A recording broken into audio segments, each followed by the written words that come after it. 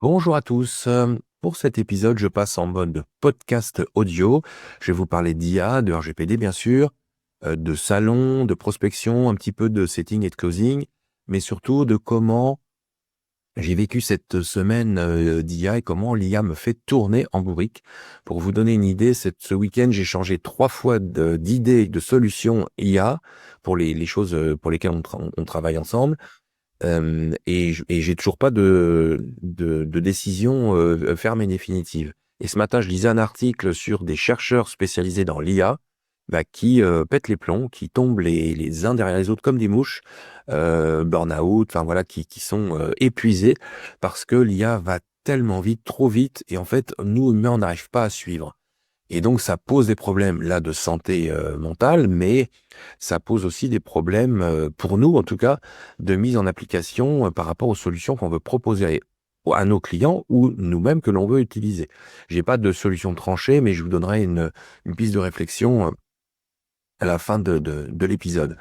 Je vous raconte comment se passe ma semaine. Donc tout commence bien.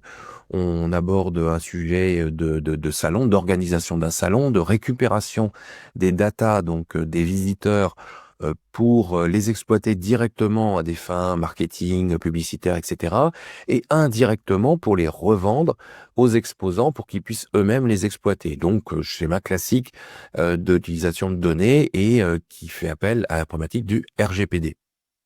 Donc, je me dis, bon, il faudrait que je trouve une solution IA pour ça, parce que quand même, ça me plaît pas qui balance ça.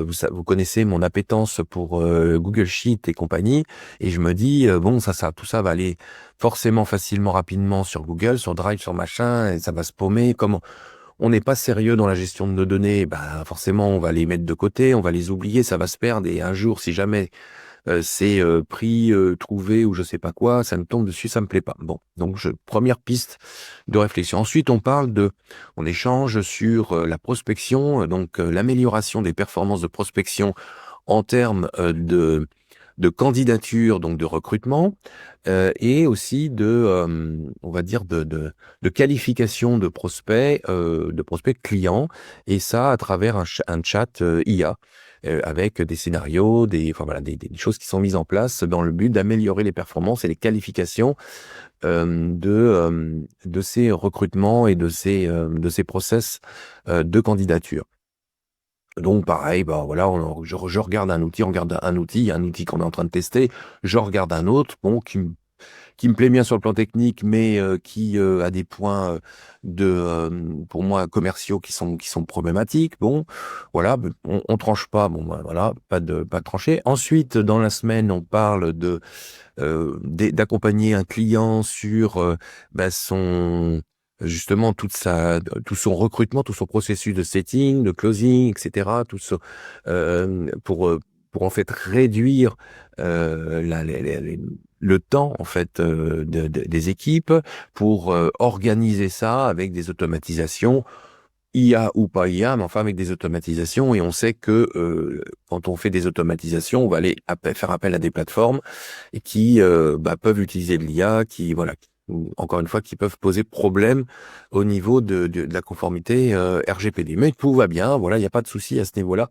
Et en milieu de semaine, je reçois une notification de la CNIL, plus exactement une notification de publication d'articles de la CNIL, qui porte sur la réutilisation des fichiers, des bases de données, et de ce que l'on est obligé de faire, de ce qu'on a l'obligation de faire quand on veut utiliser des bases de données. Et là, je me dis, what? Mais qu'est-ce qui se passe? La CNIL m'espionne? Comment serais-je aussi célèbre que la CNIL a mis des espions chez moi pour savoir ce que je fais et sur quoi on travaille, etc. Bon, plus sérieusement, ça fait en fait référence à la vidéo précédente que j'ai réalisée sur la société Casper, qui s'est fait épingler et sanctionner de, je crois, c'est 130 ou 140 000 euros pour avoir mis à disposition, vendu une extension de Chrome qui permet de scraper, enfin donc d'aller récupérer des profils et des contacts et des coordonnées d'utilisateurs LinkedIn à des fins de prospection. Et donc elle était sanctionnée parce que elle n'était pas conforme. Et donc la CNIL remet finalement en mémoire ce que nous on doit faire quand on achète Donc, soit une application qui va utiliser des données, qui va constituer des données, soit directement la base de données, comme ça c'est toujours fait, on achetait des bases de données, des listes, etc.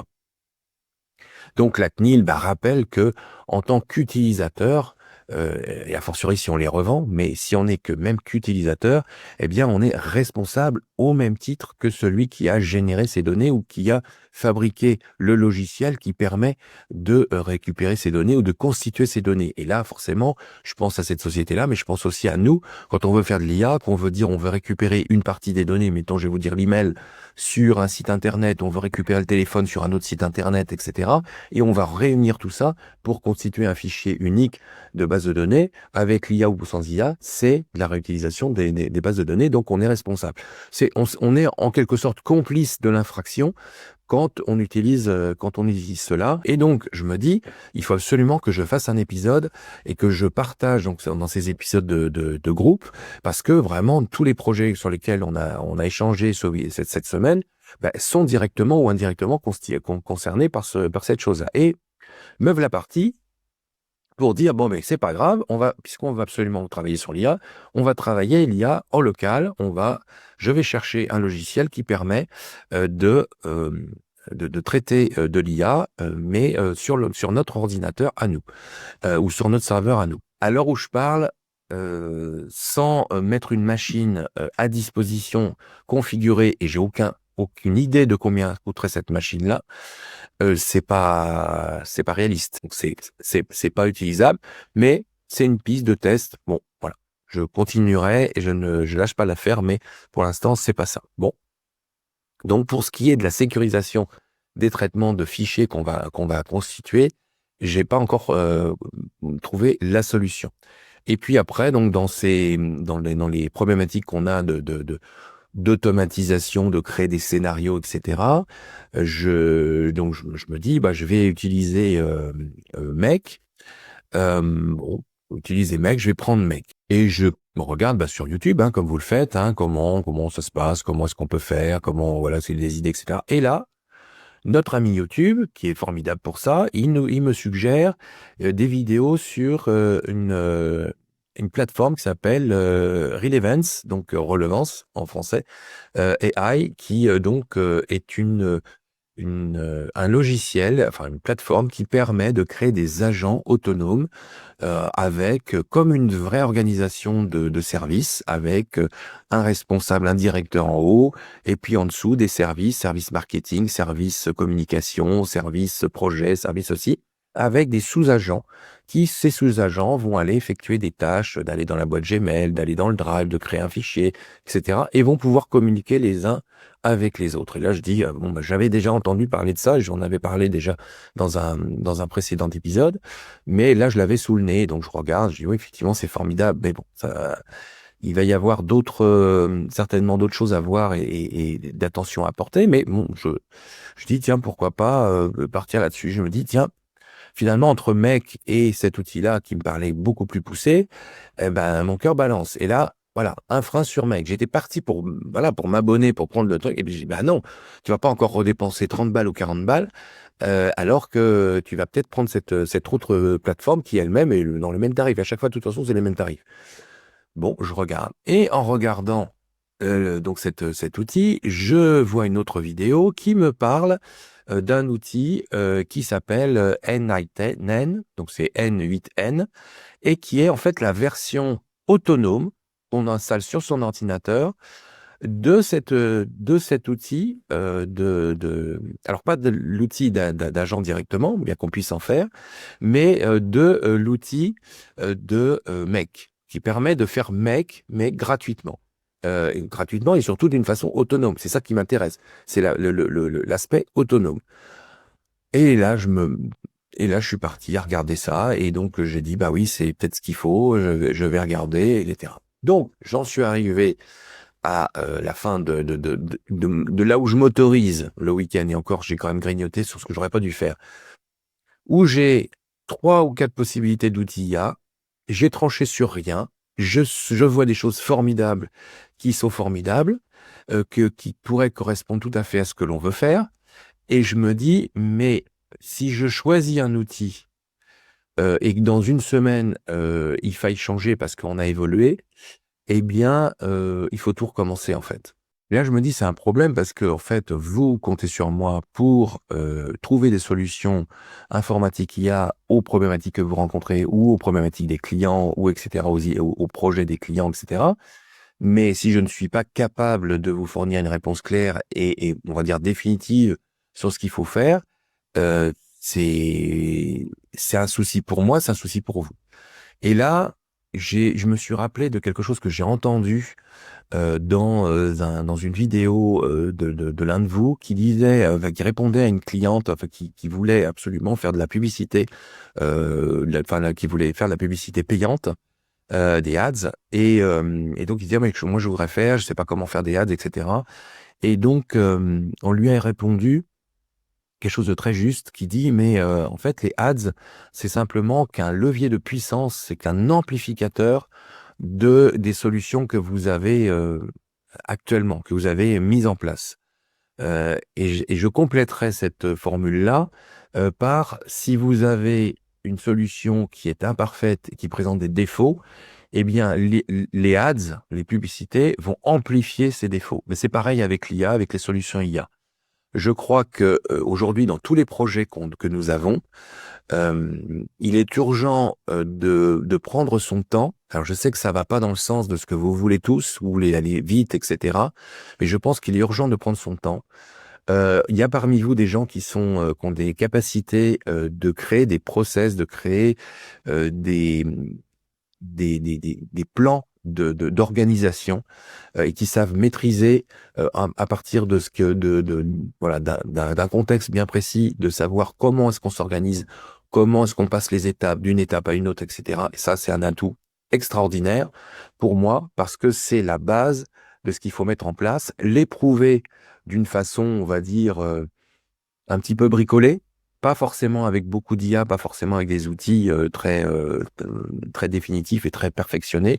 Et une fois qu'on a cette base-là, à ce moment-là, on peut mettre, fabriquer la solution, IA qui va permettre, bah, là, d'arriver au résultat, final. Voilà, aujourd'hui, la conclusion de cette semaine pour moi, c'est, il est urgent de ne pas se presser. Il est urgent de ne pas sauter sur le premier abonnement de la première solution parce qu'on la trouve géniale, parce que dans l'instant, on a l'impression que ça résout le problème ou ça va répondre à la problématique du client. Il faut qu'on reste sur nos fondamentaux, sur nos bases, c'est-à-dire on a nos propres capacités. Et ces capacités-là, il faut qu'on les mette en œuvre d'abord. En gros, on les couche sur un papier, quoi. Ouais, c'est ça. On les éprouve d'une façon empirique, peut-être, mais en tout cas pratique. Et après, on leur ajoute des solutions IA. Voilà ce que je voulais dire pour illustrer ma semaine. Et en guise de conclusion, je voudrais vous partager une autre réflexion qui m'est apparue au cours de cette semaine par rapport à l'IA. Quand je vois les capacités à nous remplacer et je me mets dedans, et ça, je vous dis ça, encore une fois, pour 2025-2026, c'est pas pour dans 10 ans. Je dis ce que j'ai déjà évoqué avec, certains d'entre vous. Pour moi, il y a 2 choses que l'IA n'est pas capable de faire ou en tout cas qu'on ne veut pas qu'elle fasse aujourd'hui et probablement pour au moins, des années. C'est, 1, tout ce qui va toucher à l'univers, alors j'appelle ésotérique, mais c'est un mot qui englobe tout ce qui est, paranormal, scientifique, voilà heu, voilà, tout ce qui n'est pas, tangible, tout ce qui n'est pas analytique et cetera, voilà. Et ça, je pense que ceux qui sont dans ce domaine-là sont protégés, de l'IA, et je dirais même que si on pouvait trouver le moyen d'utiliser les capacités de certains qui ont cette capacité, je sais pas, par exemple, de voir des choses ou de comprendre des choses d'une façon, innée sans avoir, de logique, et qu'on pourrait les utiliser, dans les ressources que l'on que l'on offre à nos clients et on pourrait utiliser ça, mélanger ça avec de l'IA. Je pense que là, on tient quelque chose, mais je vois pas du tout comment c'est possible et c'est pas, vous le savez, c'est pas mon univers, donc j'ai pas du tout d'idée de comment ça pourrait fonctionner. Et puis la deuxième chose que l'IA n'a pas, et je pense, c'est pas qu'elle n'a pas et qu'elle ne pourrait pas avoir, parce qu'on l'a vu, elle peut l'avoir, mais les autorités, les scientifiques, les politiques ne veulent pas que l'IA ait, ce sont les convictions et les opinions. Aujourd'hui, l'IA est toujours neutre, restera toujours neutre, voire, si je parle de DeepSeek, par exemple, que j'utilise en ce moment, qui est l'IA chinoise, eh bien, elle est même censurée. Donc, on voit que pour ce qui est des convictions et des opinions, l'humain, en tout cas nous, on a notre part et dans ce que l'on va offrir au service de nos clients, si on met ces convictions et on n'a pas peur de nos convictions et de nos opinions, eh bien je pense qu'on peut faire la différence avec toutes les agences qui vont naître, toutes les entreprises qui vont proposer des services à base d'IA, toutes plus formidables les unes que les autres, pour faire ce qu'aujourd'hui on propose d'une façon manuelle, on va dire. Eh bien, je pense que là, on a le moyen de s'en sortir. Donc, je suis pas du tout inquiet sur l'évolution de l'IA dans nos activités, en tout cas dans les projets qu'on a. Mais il faut déjà peut-être penser maintenant comment est-ce qu'on va l'orienter, cette IA, pour qu'elle nous laisse une différence par rapport à ce que vont proposer nos concurrents ou nos confrères. Voilà. Ben, je vous souhaite une bonne semaine et puis je vous dis à très bientôt pour un prochain épisode.